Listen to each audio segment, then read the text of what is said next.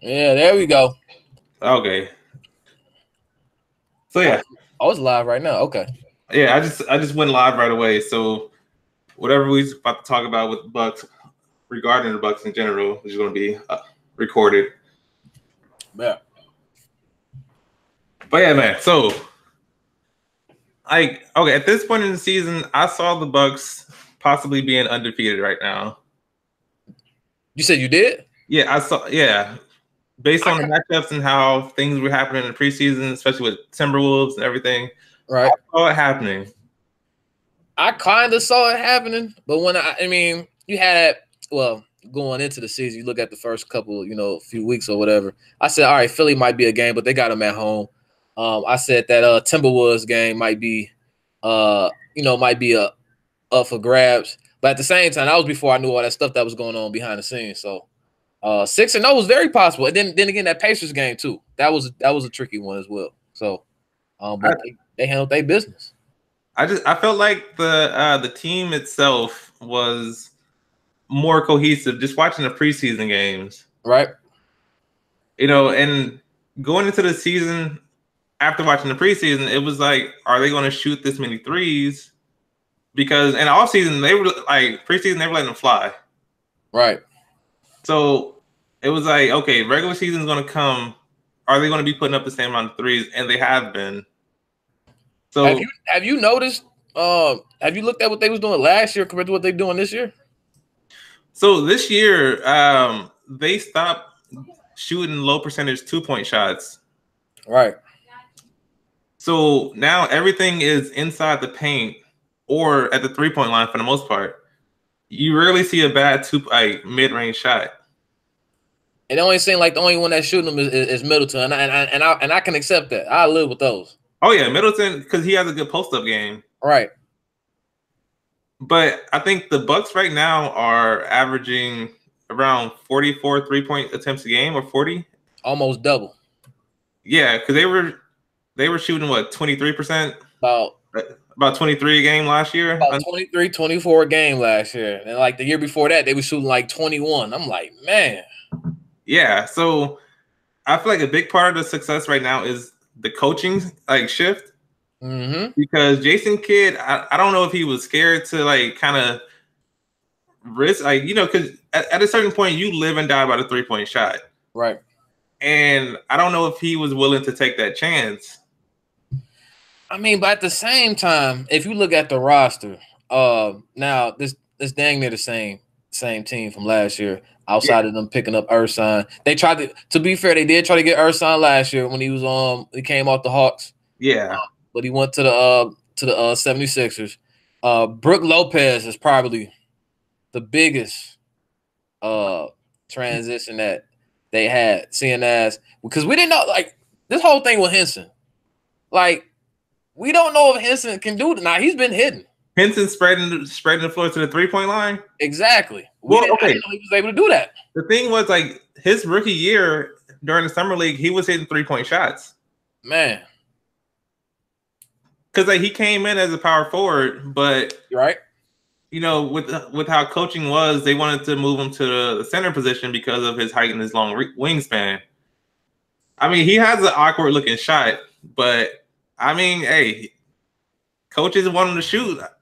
I say you go out there, you practice shooting. And spacing was always a problem with Kidd, man. I'm like, man, I've been saying that for a while, and you know that. I'm like, man, they got to give him some space because every time he'll drive to the basket, it's a center in there, or is somebody else cutting to the basket randomly. Yeah, and one of the things right now is that, Jason Kidd, with him, it was a lot of mid-range shots, and if you got everyone trying to set up in the mid-range, there's gonna be no space at all. People defense can sag off their man easily, right, and go help out. But speaking of defense right now, though, the Bucks defense in the first week, it was more so of a tale of two halves with the Bucks. Mm-hmm. First half, they're outscoring their opponents, and then second half, letting them get back into the game.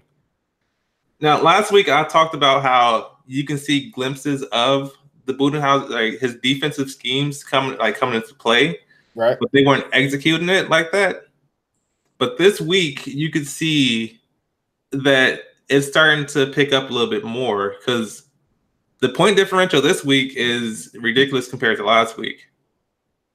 Crazy. So, what do you think it is about the defense now that's so good? Because right now, I think they're the number 2 defense in the league right now. Is it number 2? I gotta go back and look. But they were saying last night during the game that the Bucks had number 2 defense. I know for like point. Was that just like point differential? Possibly. I gotta go back and look, but I know what you're talking about. Like at first when I was watching, those first couple of games, like you were saying, and I was like, man, they seem to be giving up a lot of open tools. Like they'll go over the screen, and the center would just wait. He would not close in on the shooter. He'll just wait right there. And I didn't think about it as, well, they trying to get people off of the 3-point line. They trying to have them shoot off of the dribble. They shoot long twos. And I was like, man, that's kind of smart because you got all these teams shooting threes and you steady shooting threes. If you're willing to give up that 2, you'll take that. And so I think that's what Bud is trying to instill. Like I said, I noticed that a lot earlier within that first week or so. And so now they're starting to use their length to their advantage. They've always, like I said, they always had the length to be a good defensive team, but for some odd reason, they could not defend the 3-point line. And I think this year they've done a lot better in defending that 3-point line, especially that corner 3. I don't even know if they even gave up a corner 3 this year or how many it was. I know before it was ridiculous. It was always the corner 3 that was getting made or getting left wide open. And so, yeah, under Jason Kidd, I don't understand how that was a thing that constantly happened. Right. Always. I think that's probably one of the worst 3-point, one of the worst perimeter defenders in the game, if I'm not mistaken.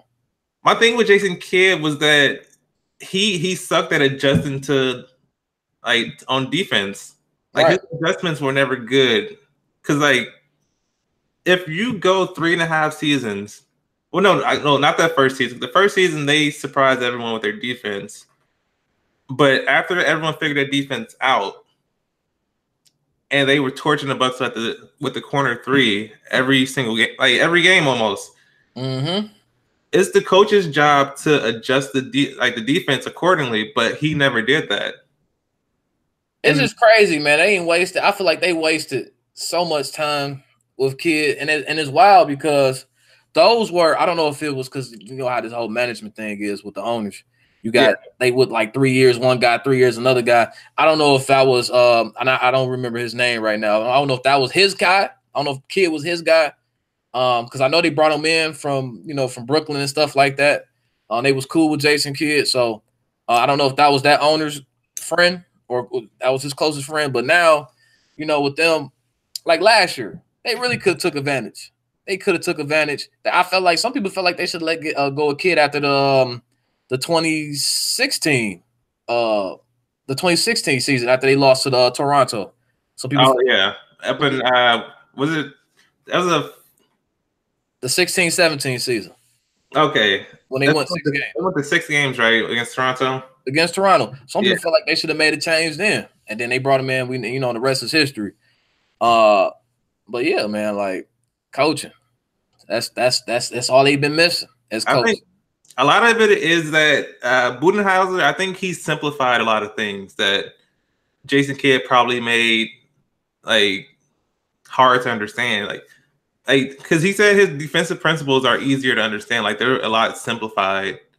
Right. And I think that helps out players because the game of basketball by itself, learning everything is hard and doing it on the fly is even harder.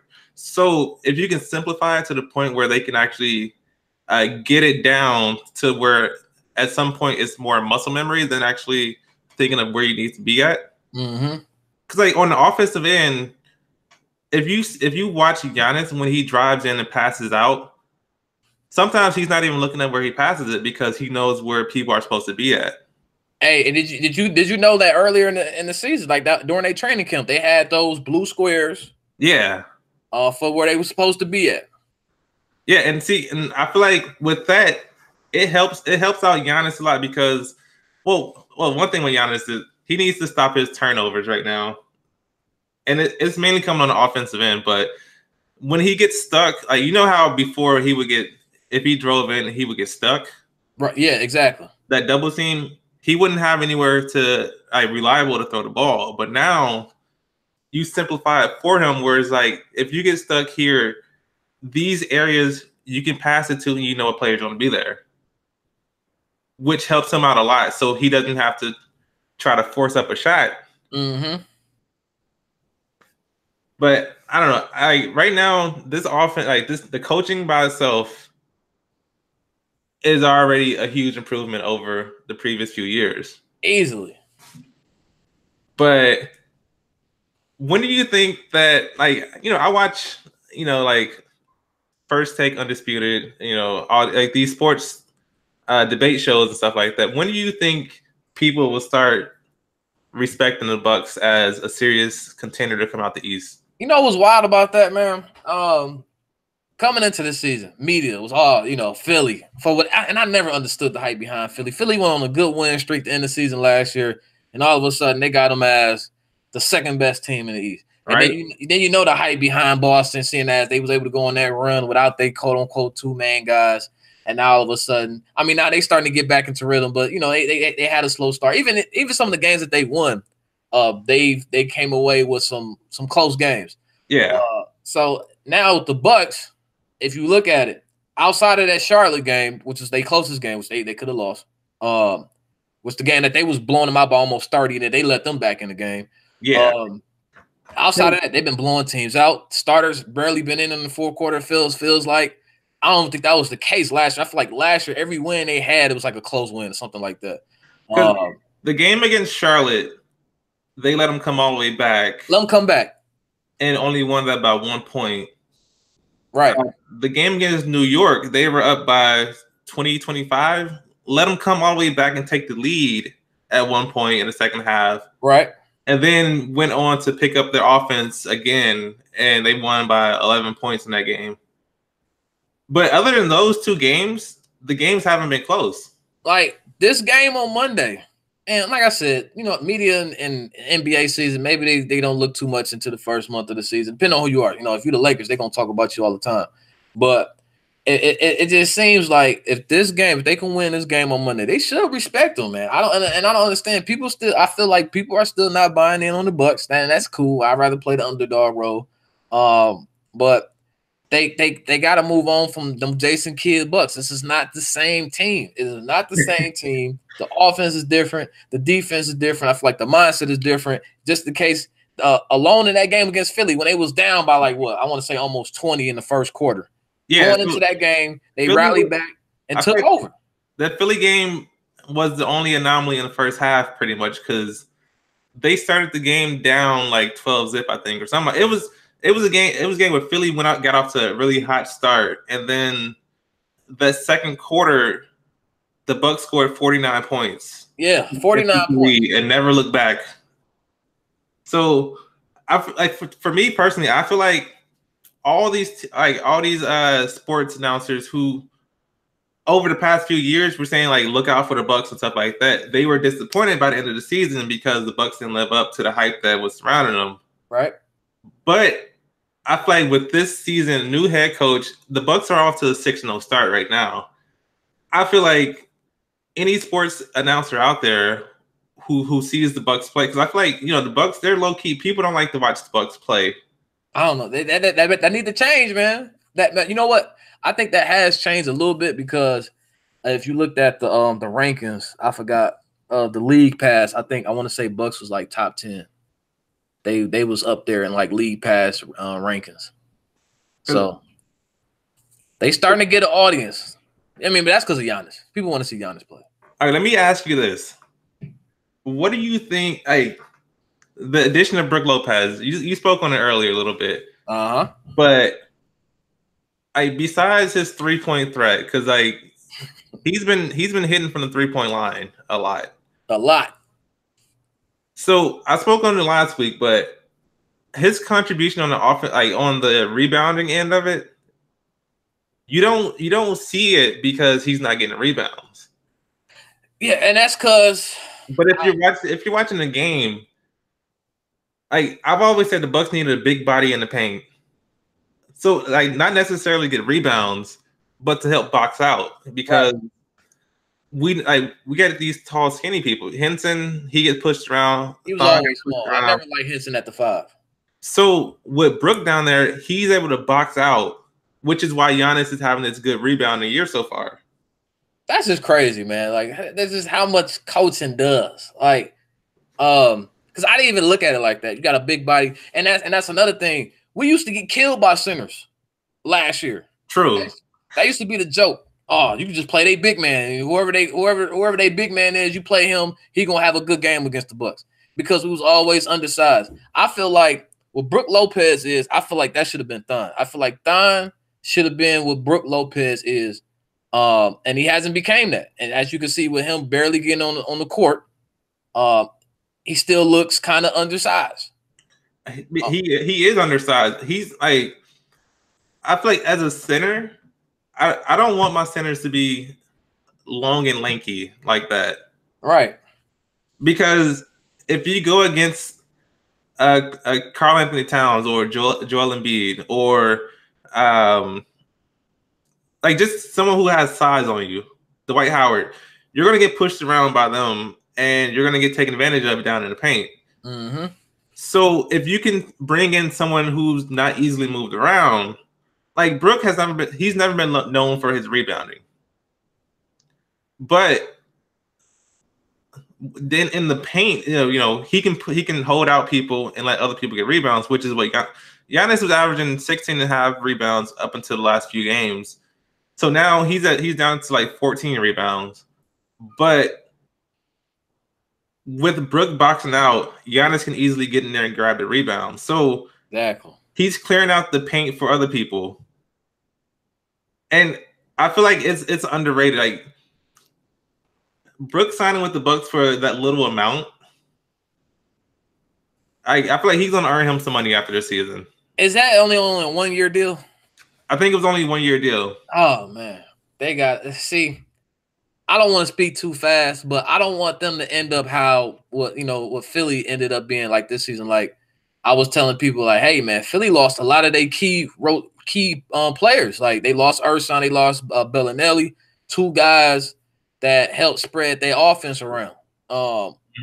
And I think they got Ersan on a multi-year deal. I think we got him for 3 years. Brook Lopez, I don't think they expected Brook to play that the way that he's been playing. Now, the contract situation is going to be a little bit funny at the end of the season anyway, because you got Bledsoe coming off of his deal.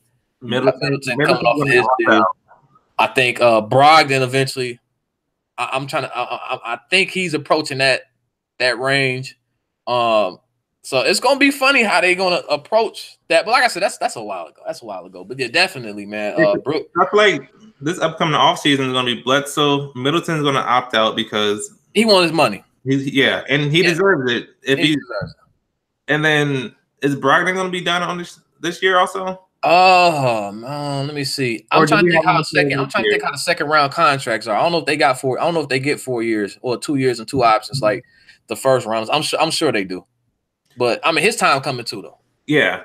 So I mean, at the end of the season, I feel like unless Bledsoe's willing to take a little less money, I think they can play. He might be the odd man out. He might be the odd man out because I think that but Bud always had those kind of point guards where like a Teague, a Jeff Teague when he was up in Atlanta, even Schroeder. Those kinds of guys play good in his system, and they pretty much have the same play style as a Bledsoe. But he might ultimately be the odd man out.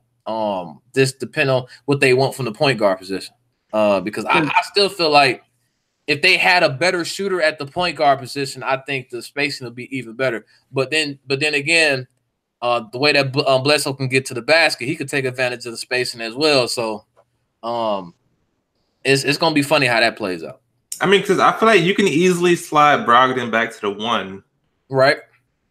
And he can fill that void because he can get to the. He's not as crafty of a player to break down the defender and get to the rim, but he can get to the rim. I think Brogdon. I think they are one player away. like a JJ Redick away, where they need like a true shooter in that starting lineup. Even though Brogdon, he can knock down that three, I think if you had Brogdon and maybe DiVincenzo in your backcourt as your backups, I think they bench would be a lot better. Speaking of DiVincenzo, right?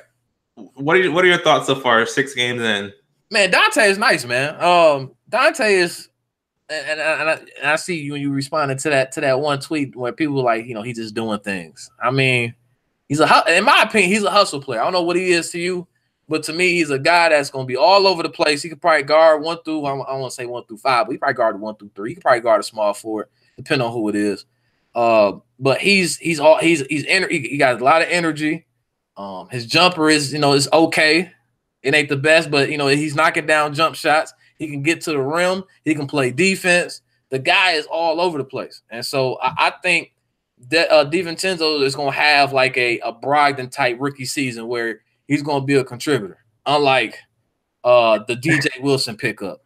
That was just a wasted draft. Yeah, I feel bad for DJ Wilson because he hasn't had it. Like, I feel like he hasn't really had a chance to be out there as much to get the experience in like the actual NBA game. Right. And that was kid for you, man. That was kid for you. Outside of Brogdon and Thon's rookie season, it was, I mean, once he got to the playoffs, he did pretty all right.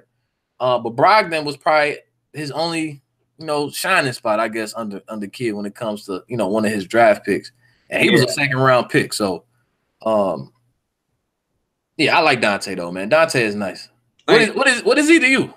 How do you feel about him? I don't know. I can't put my finger on what he actually is because for one, it's like his shot isn't as consistent as you would want it to be. Right. But he forces you to play him because his defense is solid. Solid. So if you watch him if he gets picked off, he follows the man around the pick and he catches up to him before the pull up jump shot to contest it without fouling. Like, you don't see a lot of that from a lot of players because a lot of players, they go under the pick and let the person shoot the 3. Right. Or if they go around with the player, they're not there to contest the shot. So, I mean, Brogdon, his defense is forcing Bud to play him a lot more.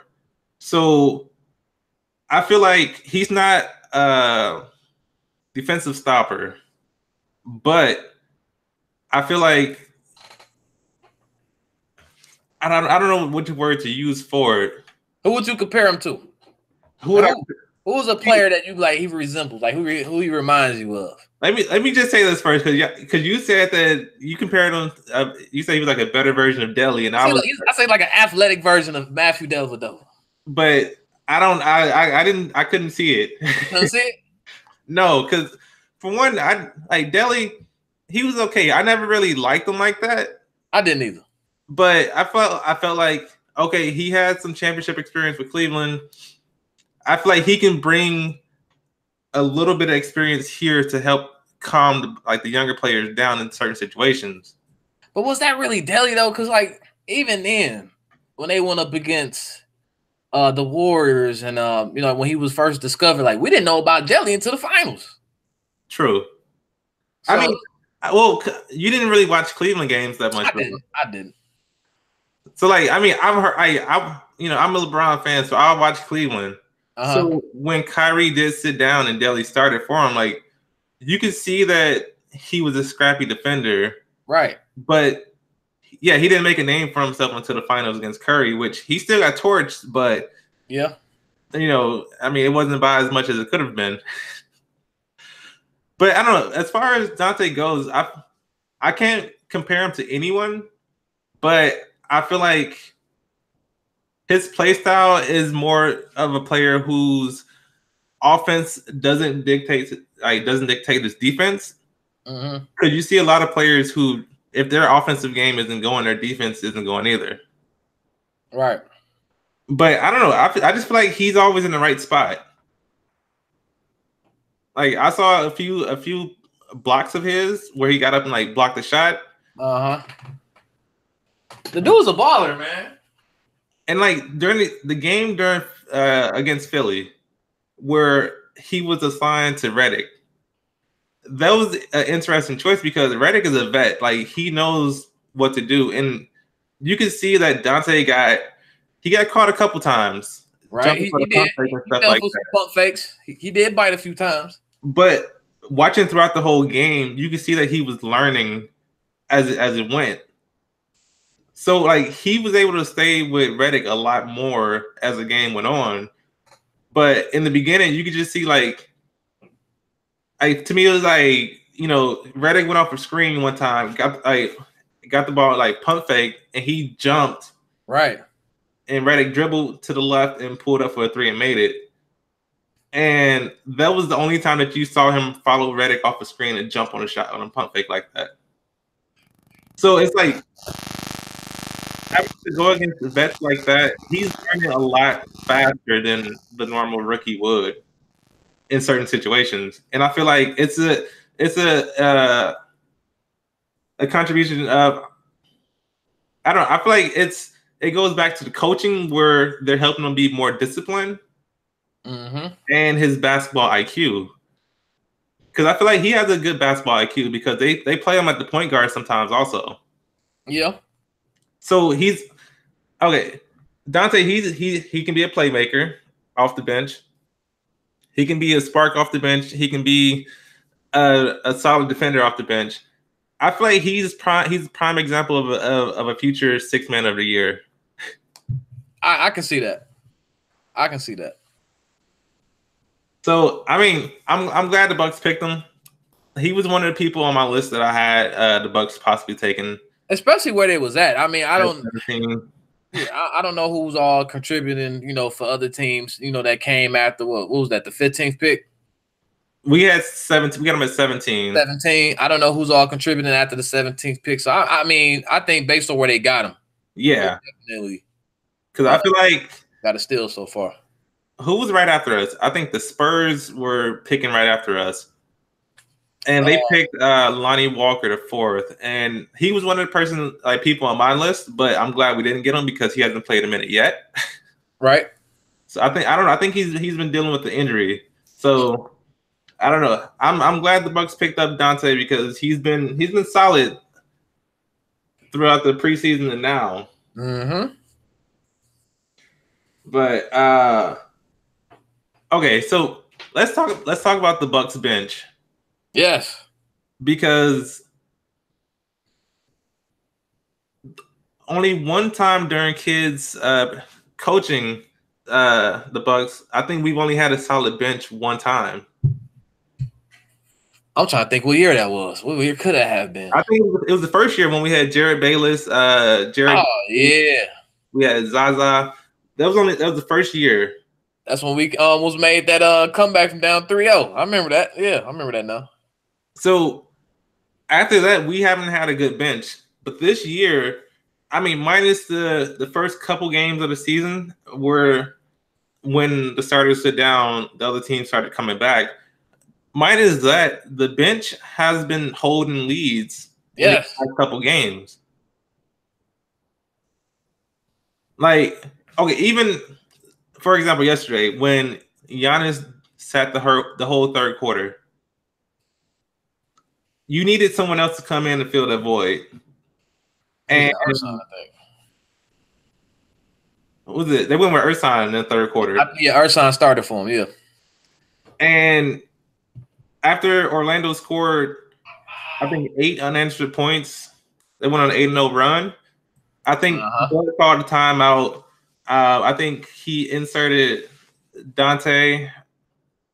Was Tony Snell in there at that point also? I'm trying to think. Tony Snell. I don't think so. I think Middleton was probably still out there. Okay. Because I know he had Middleton handling the ball, playmaking. But the Bucks went after Orlando went on an 8-0 run. The Bucks went on a big run of their own, and they took they kept their lead and pushed it out further. But it's like the bench, they've been contributing. Like one thing that you would want from a team that you want to come out of their conference is a bench that will come out and keep the lead or help push the lead out. Mm-hmm. And even what was it, the game against Minnesota? Like the starter only played like 20 something minutes. That's crazy. And they pushed the lead out to 30. The bench did and kept it. They kept it up there. So having a solid bench minus Sterling Brown. I don't know. For some reason, he seems off this year.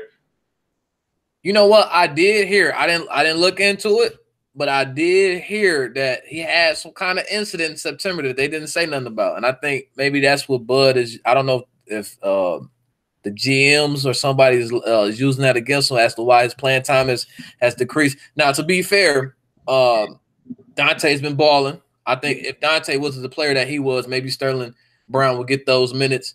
But they really don't have a need for Sterling. Like that's the same reason why Delly is not getting no clock. I mean, not getting on the court at all. Yeah, they haven't had a need for him, and they paying him $9 million. So, I mean, after this year, that $9 million can go to somebody else. They need to. They hopefully because we signed him for 3 years. Right. And so this is the last year on his contract. So this year, his contract is up. Oh, he gone there. Yeah. But I mean, last year, Sterling Brown's his defense was solid. It was just his offensive game that never came to. Mm-hmm. So, I mean, you would hope with an offseason, he would kind of get more consistent with his shooting. But I feel like he just hasn't played well enough to get like role player minutes. Like they haven't needed him. They haven't needed him. Yeah. Let's talk about John Henson hitting 3-point shots right now. Crazy. I've never imagined Henson knocking out 3-point shots now. Because once you stop shooting and mainly focus on one other aspect of your game, your 3-point shot goes away. So he had to have put a lot of work in the offseason on his 3-point shooting for it to come back, because it doesn't seem like unnatural to him to do it because he's not hesitating, which is another thing. Bud told him not to hesitate on the 3-point shots. I love Bud, man. Bud got on him one time. I think the only person I saw him say something to about Ilovai's 3-point shot was last night against Thon Akers taking a crazy 3-point shot. Bud don't be playing, man. They was up when Thon in the game. They was up, so I mean, Bud really could have fell back, but no, like even when what was that against the Timberwolves? When I want to say they was pretty up. Henson didn't do something. Bud caught a timeout, got in his face. I'm like, man, Bud, man, he ain't playing, man. Because the thing with Bud is he has a system in place, and it's the player's job to go out there and do it. So he's holding everyone accountable for what they're supposed to do. Right. So when Giannis is out there making mistakes, he'll take Giannis out and talk to him before putting him back in. He's not afraid to do it, which is good because I feel like if you do it, these players they will get the understanding okay, I'm supposed to be in this area, so I'm going to get there. And his point was if you're open, shoot it. Shoot it. You don't see a lot of overpassing with the Bucks now, like they did last year, or you don't see a lot of underpassing. Mm-hmm. It's Daddy sure don't see a lot of ISOs. Thank you. Tired of seeing that from last year, man. Everybody spread out with Giannis at the top of the key, and even then, there was still too much space in the paint because you would have someone who can't shoot, and they would be right there in the paint. Mm-hmm. Right there. But okay, Chris Middleton, All-Star this year or no? Listen, you know how I felt about Chris Middleton, man. Last year was a love-hate relationship with Chris. I'm like, Chris, one stretch of games he balling, and there's another stretch where he ain't showing up. I don't know what got into Chris. I want to say going into that playoffs, that whatever he did during that series has carried over. into this season where he's efficient with the ball. He knows where he wants to get it. He knows where his spots are at. Knocking down threes. I think he's shooting what? I think 50% from three. It's a high 50% too. He's shooting 57% from three. 57% from three. I felt like he should have made it last year, to be honest with you. I feel like he should have got in. Who did they let in? Was it Bradley Beal? They had a few snubs. Like, they're not snubs. They had a few guys that had to be replaced. I'm like, no, you got to put in Chris Middleton. You got to put in Chris Middleton right now. I felt like he should have made it over Bill. Yep. It was definitely somebody else. I feel like he should have made it over. I can't think of the guys right now. But as of right now, Chris Middleton should easily be one of the first reserves. Yeah. Mentioned. Saying, hey, he coming off the bench. Coaches want to put him in. Because I guess he's been balling, man. He's been balling. I agree. Because right now let's see. Because how much is he averaging right now? I want to say he probably maybe 18, 20. I think it's safe to say he's averaging about 20 a game. Okay, so yeah, he's averaging 21.8. Now, remind you, last year, Chris, he averaged 20, but it was a gradual climb up to 20. He wasn't averaging 20 the whole time. So he started the season off averaging 14, but he was having these monster games here and there. Right. Which was pushing it up to 20. So this season he's been at 20 or above. So it's like everything's clicking with him right now. Mm-hmm. Because last year it just seemed like with the coaching, he was unsure of his definite role with the team. You think so? Because I feel like they wanted the ball in Giannis' hands the majority of the time. Right. So after Kidd got fired and Prunty took over, I feel like Middleton had the ball a lot more. And going into that playoff series, Middleton was just hot. They had no choice but to give him the ball. It probably was. I think when Jabari got back, they was trying to force that whole thing with him, trying to get him the ball. Because at one point in time, Jabari was supposed to be with Middleton. Well, Jabari really supposed to be what Giannis was, but then he got hurt. And then they was like, well, Giannis, he's the guy now. Jabari can be the number 2 because then Middleton was out. And then when Jabari came back, they really didn't really play together. So I think when Jabari came back, I think they was trying to force him the ball. And I think eventually they moved on from that. And that's when all that stuff, he started having attitudes and stuff like that as, the season went on. But yeah, man, Middleton surprised the mess out of me. I didn't see this at all coming from Middleton. Man, I remember when we drafted Parker, and I forget what exactly Giannis said, but he says that he plans to be the best player. He wants to be the best player on the team. You said that? Yeah. That was your boy. You was always Giannis, though. I was the Jabari guy. Yeah. But I mean, I like Parker. I just felt like his play style wasn't the best. Because you saw on a lot of his drives, he was too big to be trying to do all those shifty moves. Yeah, you know what? I'll be watching some Bulls game. He still do that to this day. He slimmed down after that first injury, but I feel like he needed to change his game up a lot more than he did, because he became more of a 3-point shooter, but on his drives he still was trying to be that shifty person that I felt like he shouldn't try to be that shifty person. Like these shifty moves, trying to get past people. It was crazy. I don't think he did that his rookie year. He did a little bit. A little bit. I don't he got real ISO heavy. I did not remember doing all those ISOs. But remember, that's Jason Kidd's offense. That ISO offense. You're right. But I mean, I'm happy for Parker that he got to go to his hometown team. They're not doing as good this year. 1-5 right now. I want to say they 2-4. I think they won last night. They won last night? Yeah, they won last night. Okay, so yeah. I mean, but He's over. He's coming off the bench now for them. Crazy. That's crazy to me. I feel like he could have stayed over here and came off the bench. Nah, they weren't throwing it. I don't know why the Bulls offered him 20. I mean, even if I don't even know if Jabari really would have had a spot on this team. Just thinking about it. Because you know what the crazy thing is? Like, okay, his defense wasn't the best, right? At all. So the thing that I see with people whose defense isn't the best, but they get a lot of defensive recognition, is people who have who's on the team with a good, solid team defense. Mm-hmm. So like Steph Curry, I think he was averaging like 2 steals a game last year, something like that, or a couple years ago, and they were talking about how he was a solid defender, but one-on-one, Steph Curry was not a good defender. Right. Like Golden State has a good team defense that helps out these individual stats that are inflated.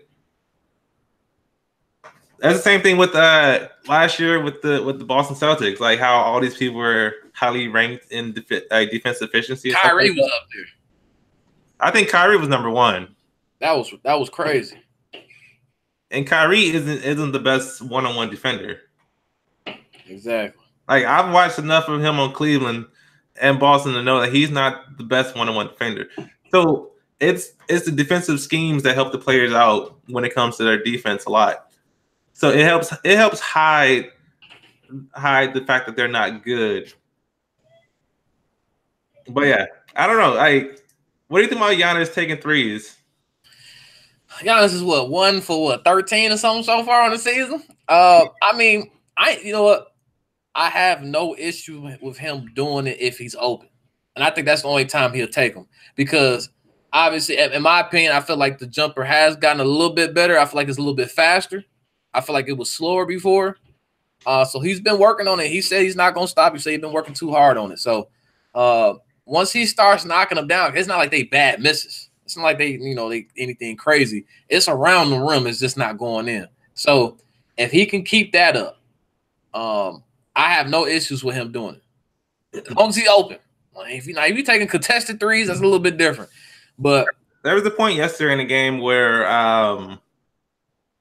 Giannis had the ball at the top of the key, and someone set a pick for him, and Jonathan Isaac, who was guarding him, went under the pick, so he was wide open. And I was like, those are the shots that you need to take because they're not going to respect you enough to be up on you. Giannis just dribbled the ball and let him get back on him. Supposedly, after he took that hit to the head, he said he blacked out. Blacked out. Right. So, because he was playing because like you said, he was open. I'm like, man, Giannis was taking those, the first few games. He was playing a little bit different that game. So I don't know. I'm gonna give him a pass. Because like the third quarter where they sat him down and no one knew what was going on. Like the announcers didn't know. No one knew what was going on. Right, because I'm like, I could have swore he finished off that second quarter. I'm like, where Giannis at? Yeah, he finished off the first half, and then they showed a video of like Coach Bud telling him that he wasn't going in. And he looked disappointed on the sideline, and then they said he was available to come back, but they weren't like bringing him back yet. Right. So I guess he was in the back getting the test done. I guess concussion protocol. And they let him come back out in the fourth quarter. But I don't know. I feel like with the way that the Bucks season has gone, so at least through the first 6 games, right? The points, like the key points of the season so far, is coaching, 3-point shooting. Mm-hmm. One thing that I never realized, I never understood, was that Jason Kidd's whole thing was pounding the ball in the paint and scoring it in there. Like it's the 90s. So, and the thing is, like right now, the Bucks, when I checked last time, they were like 4th in the league in points in the paint, which is still pretty good right now. Yeah. So, I mean, it's possible to shoot threes and still score a lot of points in the paint. If you got someone like Giannis who can get to the paint and score, you're going to score points in the paint. So I don't understand why Kidd was so reluctant in switching it up and letting them shoot. Man, I don't know what Kidd was doing, man. That's because it's like he kind of wasted Tony Snell's potential as a 3-and-D player last year. I don't know. Last year, Tony Snell was just off. Yeah, he was off. He was hitting them before he got paid. True. But so far this year, Tony Snell, he's accepted his role off the bench. He's been hitting his 3-point shots. He's not called on to defend like he was before. But I mean, I don't know. I feel like everyone on the team is accepting their role as the season started. So it's a beautiful thing to see, man. It's a beautiful thing. It is. So you don't see people fighting for the top spot. It's already in place, whereas Giannis, Middleton, and Bledsoe. Even then, I would still prefer Brogdon to be number 3 over Bledsoe. You think so? I do. I don't know. I'm just high on Brogdon right now. Brogdon's been balling, man. He had one bad game. I'm trying to think what game was that was it the Timberwolves game? Yeah, he was missing all his 3-point shots short of the rim. And then he scored a couple times in the second half, but other than that, he was off the whole game for the most part. Right. Brogdon balling right now. I like Bled too. I think and somebody mentioned this, like they was like, man, egos have not gotten in the way yet. Because like I said, these guys, they in contract years. You know, they trying to get paid, so they might go out their way and do something they ain't supposed to be doing. But they all been buying in. They've been buying into the Buzz system, and it's been working out. It's been working out. So that's good to see. Good to see. You know what I think it is? I think that everyone sees that this year no one's expecting to get out the East. And I feel like they all believe that they have a solid chance to get out the East and go to They got it. You know what? And I don't want to say I'm not really bought in on Toronto because the East is open. It's not as people had Boston, as written into the finals. All Boston coming out automatic. I think they can beat Boston. Mm-hmm. I know we've seen them beat Philly already. They got Toronto coming up. I mean, albeit it's still early, but I think that this is the way that they play because Bud has always had, like I said, solid teams when he had players, when he was competing. He's gotten to the Eastern Conference Finals. Now, he did run into LeBron, but who hasn't lost to LeBron? Yeah. Now that LeBron is out, the East is wide open. You got the talent. This is the same team that took with Joe Prunty as they coach 7 games with Boston. Boston blew out, almost beat Cleveland, and they blew out the 76ers in 5 games. So this is the same team, added a couple more pieces with a better coach. They definitely can do it. All right, so looking forward to this next week because the way I'm doing my podcast, I'm gonna do it every Sunday, just kind of like wrapping up the week of games. Okay. So we got 3 games on the schedule: Monday against Toronto, Thursday against Boston. So that's gonna be a good chance to see where we actually are because the 2 supposedly top teams of the East, right? We're gonna face this next week, and then on Sunday is against Sacramento. So at the end of next week, Sunday night next week, what do you predict our record going to be? You know what? Are we on the road against Boston? Yeah, we're playing in Boston on Thursday. Boston. I think we beat Toronto at home tomorrow. Boston, I think we beat them. I think we could. We only got 3 games this week, right? Yep. I think they can end this week 9-0, man. Why not? Why not, man? I think they can end. They can win this game. They can win. In this season. Well, in this week, 3-0, 9-0 at the end of next week. Because I haven't seen anything that says, man, they're not as good as they are because it's not like they got all close games. They winning by 2-3 points.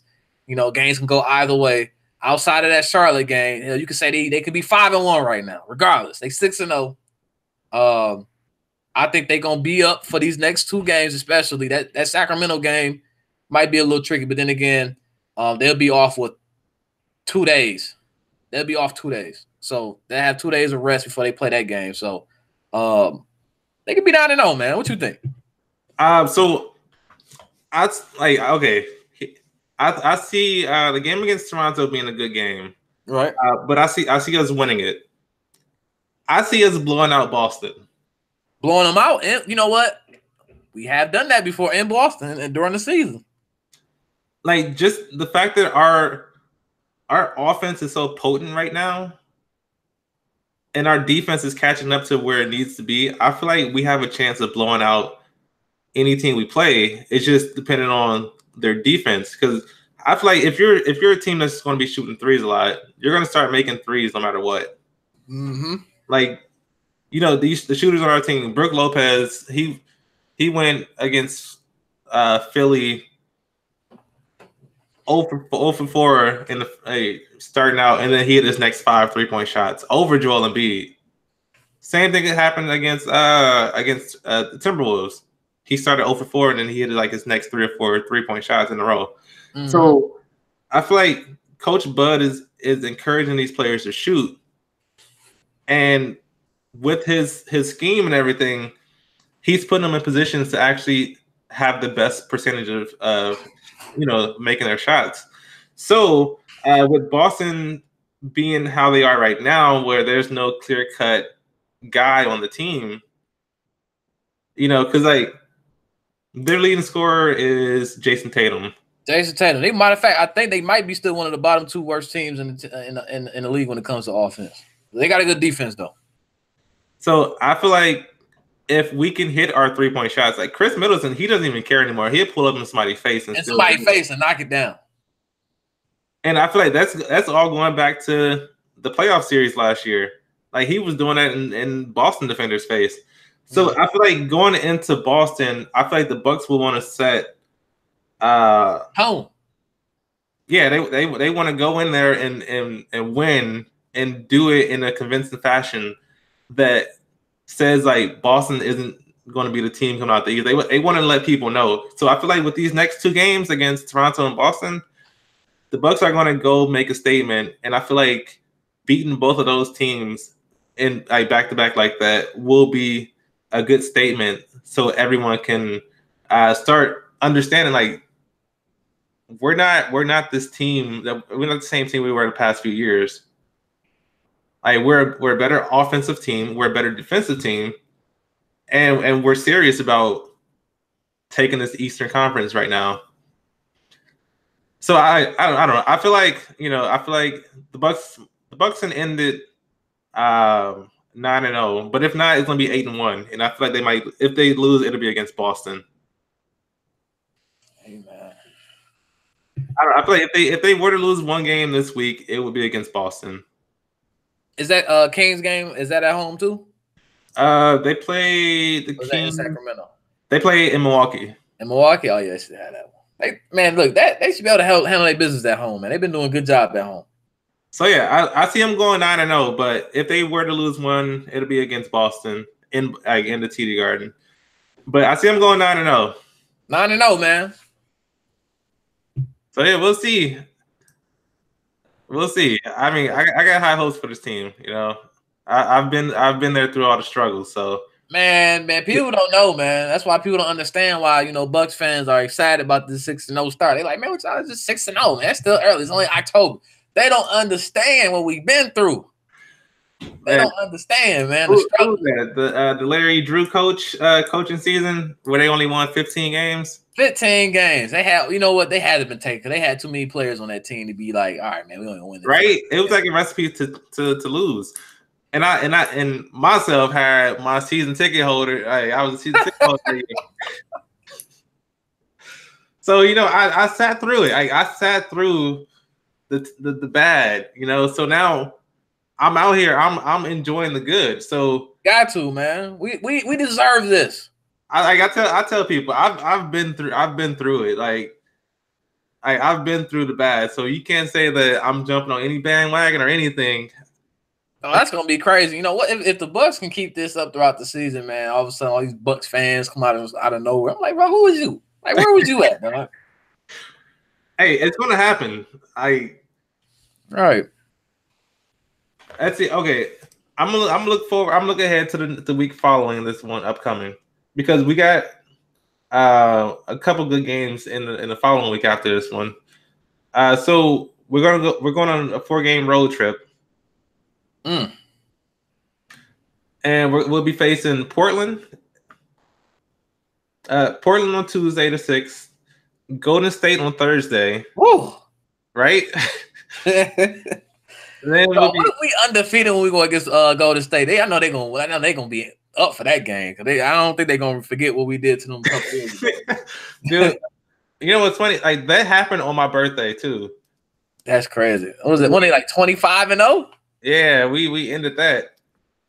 Oh man. And then Saturday they go to they face the Clippers. And Sunday they play Denver. So that whole West Coast trip right there is going to be interesting to watch. Yes, it will be. Because Portland's serious, but I feel like we could take them. Golden State would be a true test. Denver will be a good test also. Mm-hmm.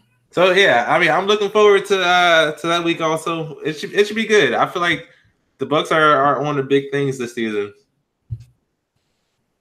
Just gotta keep it up, man. They gotta keep it up. They looking good, and it's crazy. Giannis hasn't even played his best. True. He hasn't even played his best, and he already putting up crazy numbers, and he hasn't even played his best. The thing about Giannis is, I feel like he's gonna get to the point where he understands how defense is treating him because he's getting a lot of offensive fouls. Right. And that's where his turnovers are coming from is on the offensive end. So he's not like giving the ball away to get let the other team score. It's more so he's giving the ball away on the offensive end through charge or a travel or like something like that. Mm-hmm. And that's like the biggest problem with him right now. But I feel like as the season goes on, he's going to understand and learn that defenses are keyed into stopping him more so than the whole team because they know he's a big part of our offense. And this is where the bench comes in and like all the other players, because like if they take Giannis out the game, the rest of our players are pushing the lead still. So teams are going to have to respect everyone else, which will leave Giannis open a lot more throughout the season. But yeah, I feel like that's we talked a good bit about this so far. For anyone tuning into this, tune back in next Sunday for another recap of the week and how the certain players on the Bucks are doing. I feel like by next week we should be 9-0. Y'all can come celebrate with me because. As a longtime Bucks fan, I've been waiting for the good seasons to come around. So man. I feel like this is it. So y'all, hey, stick with me, y'all. Hey, it's crazy, man. Like I said, it's 0-1 all over again. So far, we'll see. That year we should have made it to the finals. Yeah, man, that was crazy. But yeah, hey, so I want to thank you for hopping on the podcast with me. Where can they find you at? Oh man, I do Packers stuff, Pack Attack. Y'all go ahead and check out my channel. Everything Packers, anything Packer related. If you want to come through, celebrate or, be disappointed after the games, come through on the channel, man. I do live streams, all types of stuff. So, yeah. You also have a weekly podcast, don't you? Oh, yeah, football too, man. NFL podcast. If you want to check out that, that's also something that I also do as well. Outside of just Packers, I talk all football teams. So if you happen to be a fan of a different team and you want to talk some football, make sure y'all check out that channel as well, man. Every Wednesday around 8 Eastern, we tend to go live on that one. So, and so check that out. You do your podcast on your podcast channel, right? Correct. So, okay, I'll leave the link to both of his channels down in the description, so you can go peruse it at your leisure. He's doing good things over there with the Packers, keeping everyone up to date with with everything Packers, especially in the offseason when something happens. Oh yeah, especially in the offseason. So yeah, the slowest time you still get your information from him. So be sure to check out his channels if you want to do anything, listen to anything football related. But yeah, I just want to thank you guys for tuning into the podcast. I'm trying to get this more consistent. I know last year I started at the end of the season, so it was more of a me just rambling. I didn't have anything situated as far as my podcast went, but I'm more serious about it this year. So stick with me. There we go. But yeah, I just thank you for popping into the podcast. But yeah, until next time, y'all. I'm out. Peace.